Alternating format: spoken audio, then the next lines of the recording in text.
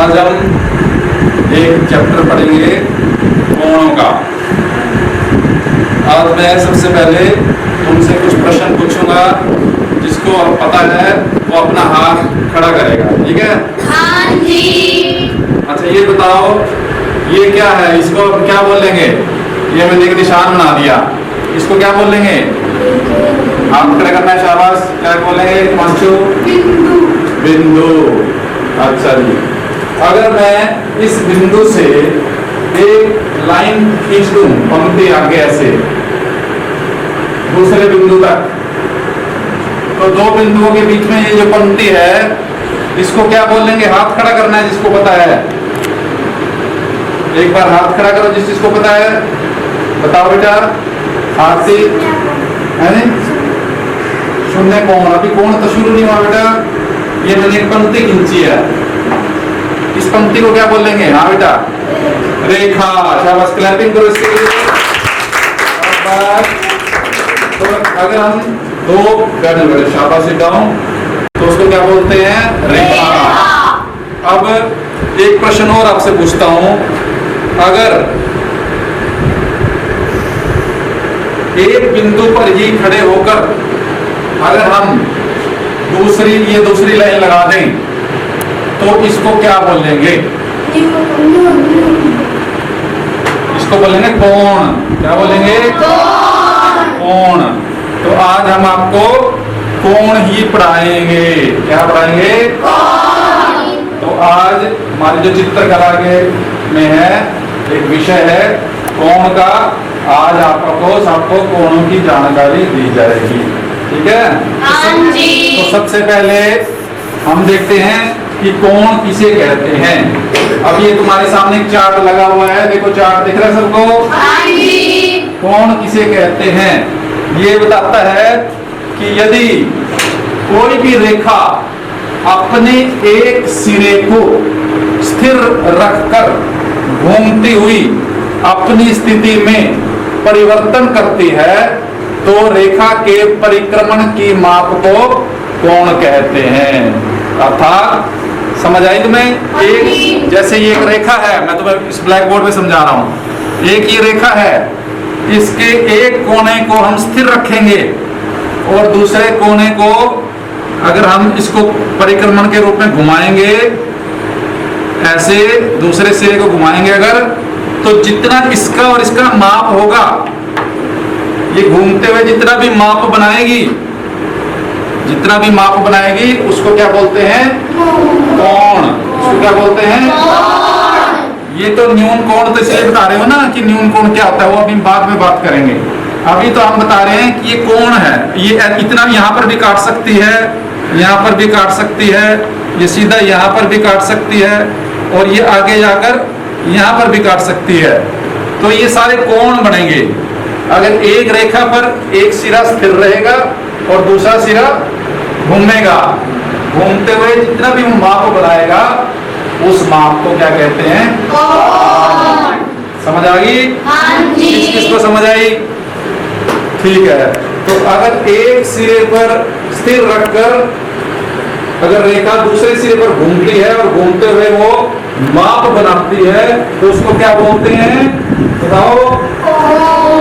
कोण। ठीक है, बिल्कुल सही है। अब इस कोण के चिन्ह क्या होते हैं? कोई भी कोण पराक्रमी रेखा द्वारा दो प्रकार से चिन्हित किया जा सकता है।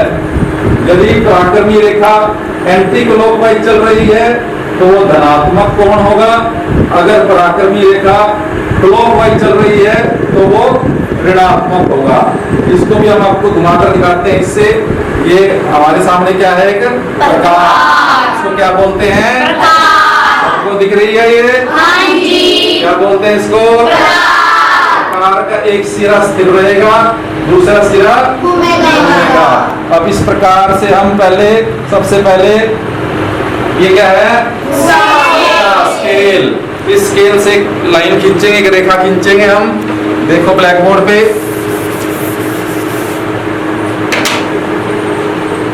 इस स्केल से हमने एक रेखा खींची,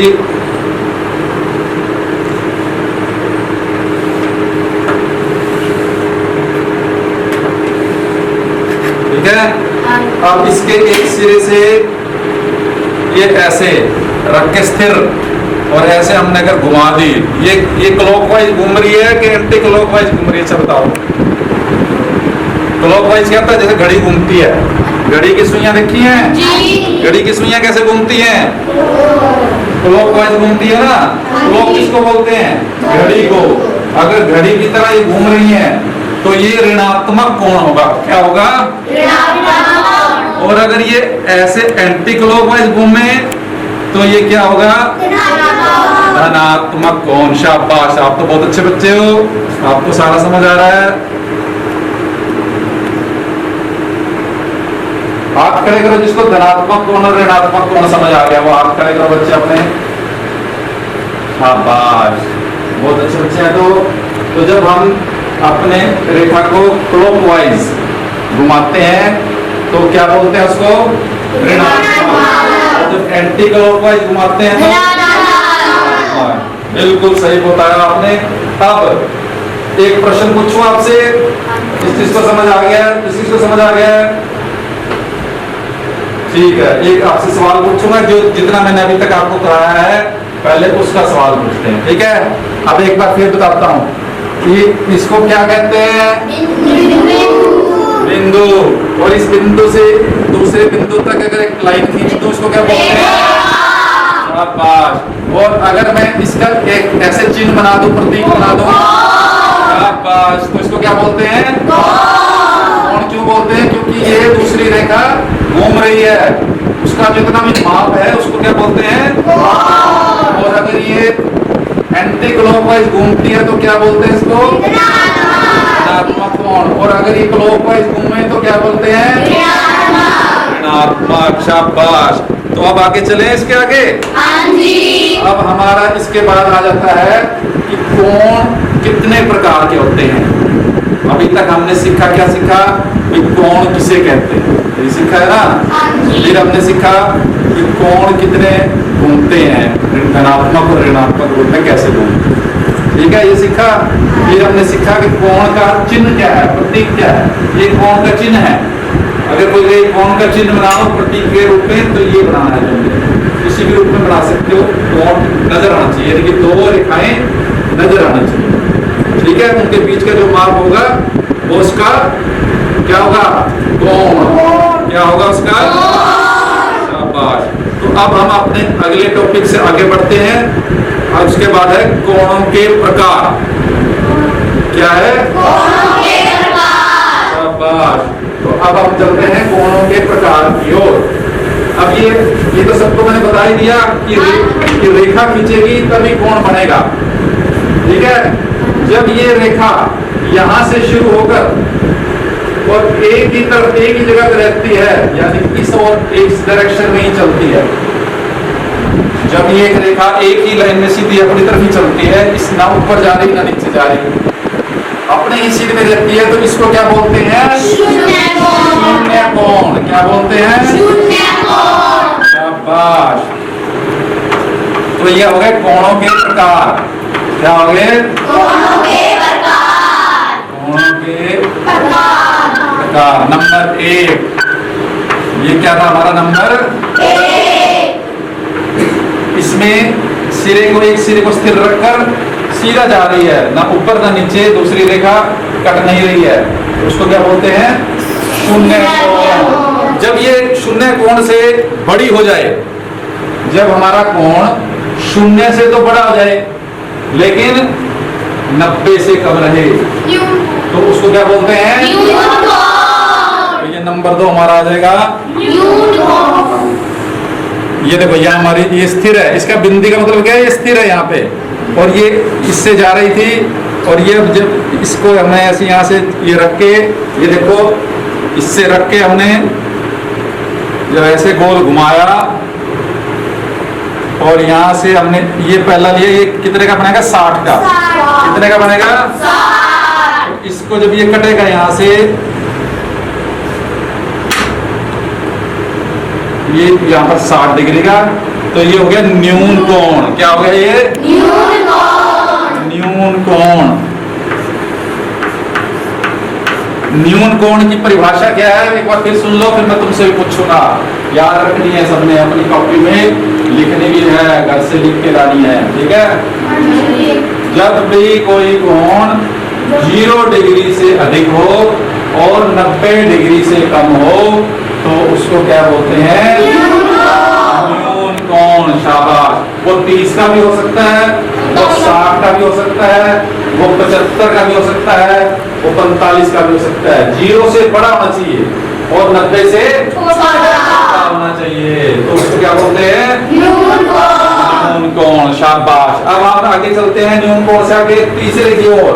तीसरे है समकोण। क्या है, समकोण। समकोण की परिभाषा क्या है, जब हमारा कोण 90 डिग्री का होता है तो उसको क्या बोलते हैं, समकोण। ना 90 से छोटा ना 90 से बड़ा, पूर्ण जब 90 का हो जाए तो उसको क्या बोलते हैं, समकोण। अब समकोण कैसे बनेगा आपको बना के दिखाते हैं प्रकार की सहायता से।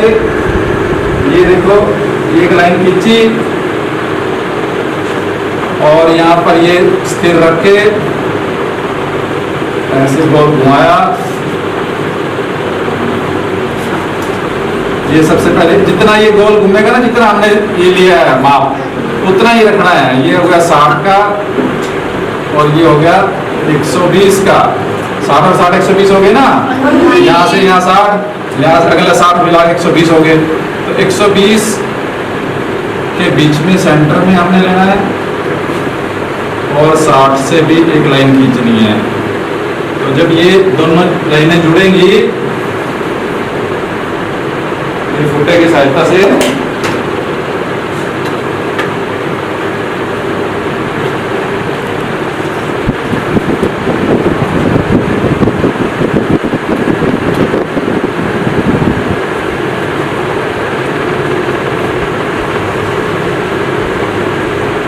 तो ये 90 डिग्री का कोण हो जाएगा। क्या हो जाएगा,